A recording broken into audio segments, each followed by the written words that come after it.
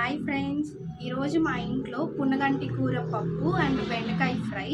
అయితే పున్నగంటి కూరలో ఇది వచ్చిందనమాట. ఈ స్టెమ్ అన్నిటికీ లేవు, ఓన్లీ దీని మట్టుకే వేర్లు ఉన్నాయి. సో ఎందుకు వేస్ట్ చేయడం, ఊరికే పడేయడం అని చెప్పి నాటుదాం అనుకున్నాం. ఆకుకూర అయితే బాగా వస్తుంది కదా, ఈజీగా పెరుగుతుంది కదా. సో అందుకే నాటుతున్నాం. చూడండి ఫ్రెండ్స్, ఇక్కడ నాటుతున్న కుండీలోనే ఈజీగా వస్తుంది కదా.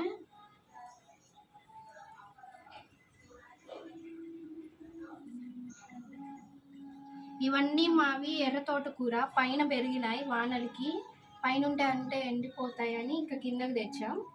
ఇది మా మునగ చెట్టు కుండీలో చాలా పెద్దదైంది. ఇప్పుడు నీళ్ళు పోస్తున్నాయి, పైన ఎండిపోయింది మొత్తం. అండ్ ఇది వచ్చేసి నార్మల్ తోటకూర, ఇదే ఎర్ర తోటకూర. ఇప్పుడు ఇది కూడా నాటాము. ఈజీగానే బతుకుతుంది ఆకుకూర కాబట్టి. ఇంకా మనం ఏం ఫర్టిలైజర్స్ అలా